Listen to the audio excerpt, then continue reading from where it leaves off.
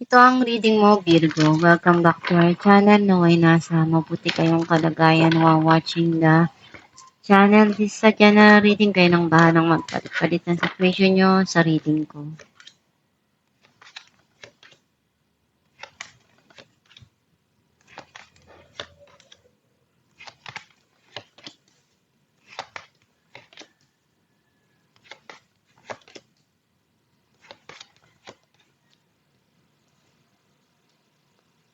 At the bottom of the deck, Eight of Swords. I feel like ang nasisense ko na energy mo, andun yung mga bagay na gumugulo sa isipan mo. Nahihirapan kang alisin yun kasi pabalik-balik siya na naaalala mo, naiisip mo. And you feel trapped dun sa situation na yon, sa mga bagay na gumugulo sa isipan mo. Ang mensahe ng card mo, you feel burnout. Napagod ka na, gusto mo nang bigyan ng tuldok ng end yung situation, pero hindi pwede. Alam mong kailangan mo pa rin tumayo at gawin kung ano yung responsibilidad mo o punuan yung pagkukulang. Kahit pagod na pagod ka na, gusto mo nang alisan yung sitwasyon na yon, pero wala kang magawa.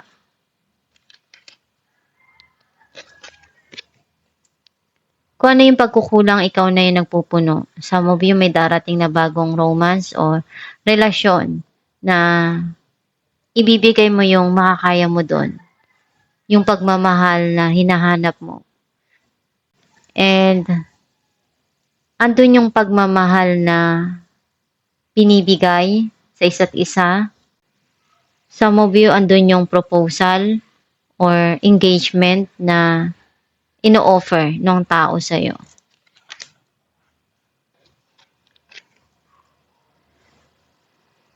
Itong tao na to,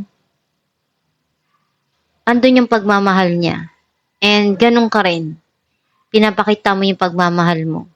Or some of you, andun yung pagmamahala ng dalawang tao na pinapakita sa isa't isa. Or ikaw na yung nagpupuno ng pagkukulang ng pagmamahal na kaya mo. Meron ditong bagong idea na darating sa isipan mo at maisip mo na ito pala yung dapat kong gawin, ganun yung dapat kong ibigay. And some of you, andun yung communication na darating.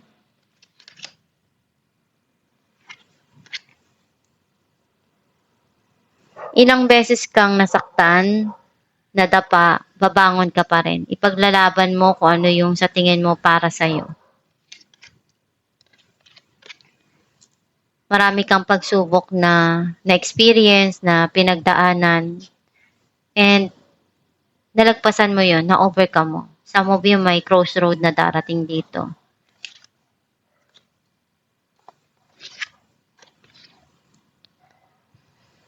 Itong tao na to, bago siya mag-move, pag-iisipan niya. Hindi siya basta-basta gagawa ng isang eksena na hindi niya magugustuhan. Bawat bagay na gagawin niya, hinahanda niya yung sarili niya. Some of you, may iniisip ka dito na nare-reach mo yung goal mo, nagiging stable kung ano yung bagay na pinaghirapan mo, maaring sa business or income, nagiging maganda yung pasok ng pera para sa'yo.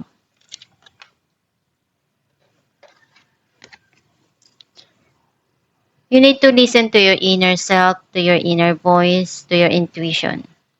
Sometimes ang gabay mo nagbibigay sa'yo ng magandang advice and kailangan mong pakinggan kasi malaki yung maitutulong nun para sa'yo. Clarify natin ang Ten of Wands, Page of Cups, and Three of Swords. Mayroon ka pang mga pangarap na gusto mong maabot. Andun yung dream mo na iniisip mo kung ano yung paraan na magagawa mo para maabot yung mga pangarap na yon. Pero para sa'yo napakahirap kasi nasasaktan ka ng paulit-ulit. Nagfe-failed ka ng paulit-ulit. Pero hindi ka pa rin susuko. Kasi alam mong kaya mo. Some of you, binigay mo lahat ng makakaya mo dun sa taong mahal mo. Pero pagdating sa huli, nasasaktan ka pa rin. Hindi nakikita yung pagmamahal na binibigay mo palagi. Clarify natin ang the lovers. 7 of Swords and 2 of Swords. Nagkaroon ng cheating and lies dito. Some of you running away. Marami kang pinagdaanan na pain dito sa relationship na to, sa situation na to. And na-overcome mo yon. Clarify natin ang 7 of Wands, 5 of Wands, and Queen of Wands. Nararamdaman mong merong conflict or struggle dun sa situation. Some of you, competition. And very passionate ka sa goal mo to heal yourself. Gagawin mo yung lahat ng makakaya mo para maging okay ka. At mabalik mo yung sarili mo dun sa tamang path para sa'yo. Clarify natin ang King of Pentacles. 8 of Wands and the Devil. Meron ditong bagong opportunity na darating sa buhay mo or sisimulan mo. And you feel connected pa rin dun sa past. Hindi mo pa rin makalimutan yun. Kasi may mga sitwasyon dun na andun yung passion na very wild. Hindi mo yun makalimutan. At naalala mo pa rin yun. Some of you may darating dito na message through text, chat, or email. Some of you may tao na magte-text sa'yo na pwedeng mag-o-offer kung ano yung makakaya niya na offer na maibibigay sa'yo or tulong. Clarify natin ng Ace of Cups, 5 of Cups, and 2 of Pentacles. May mga naalala ka dito na nagpapalungkot sa'yo at sometimes naiiyak ka. That's why hindi ka pa makapag-decide right now. Urong-sulong ka sa mga desisyon mo. Kasi gusto mo pa rin na maibigay yung pagmamahal na hinahanap mo at mapunuan yun. Or ikaw na yung nagbibigay nun para sa sarili mo. Kung hindi mo siya nararamdaman sa iba, kung hindi yun na ibibigay sa'yo, ikaw na yung nagpupuno para sa sarili mo. Clarify natin ang Ace of Swords, 2 of Pentacles, and the Tower. Nagkaroon ng pagtatapos yung situation na yon. At meron na ditong darating na pagsisimula. Kailangan mong balansehin kung ano yung nangyayari at dumarating sa buhay mo para hindi ka mapagod at ma-exhausted. May mga idea naman na binibigay sa'yo kung paano mo i-handle. Clarify natin ang 2 of Swords, Page of Wands, and Page of Swords.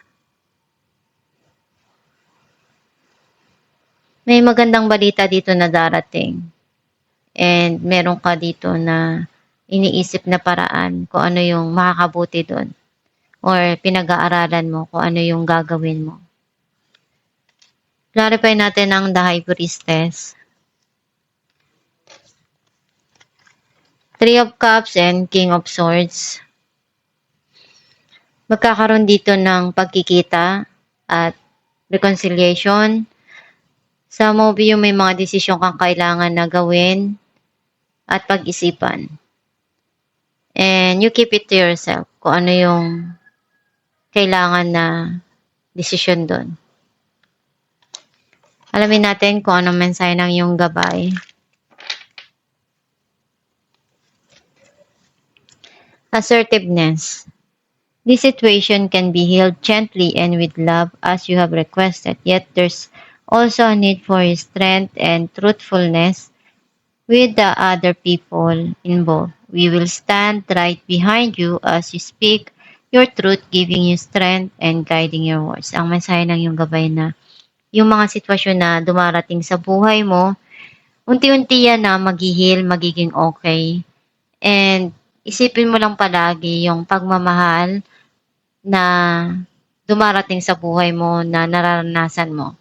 Huwag mong isipin yung mga negative para makalimutan mo na yung pain na naramdaman mo doon. And kung ano yung mga nararanasan mo ngayon, magpakatatag ka, gawin mo lang yung makakaya mo para malagpasan mo yung mga pagsubok na dumarating sa buhay mo. And isipin mo kung ano yung mga nangyayari ngayon na problema sa'yo, may mga solusyon yan. At kung sino man yung mga taong involved sa paligid mo, hanapin mo kung ano yung katotohanan doon para malaman mo kung ano yung tamang kasagutan at tamang gagawin mo doon sa mga sitwasyon na nangyayari sa buhay mo. Huwag kang susuko sa mga pagsubok na dumarating sa buhay mo. Magpakatatag ka lang palagi at magdasal ka para matulungan ka ng Diyos at ng gabay mo. At itong yung reading, Virgo, kung nakaresonate ka, kindly comment down below. Thank you for watching.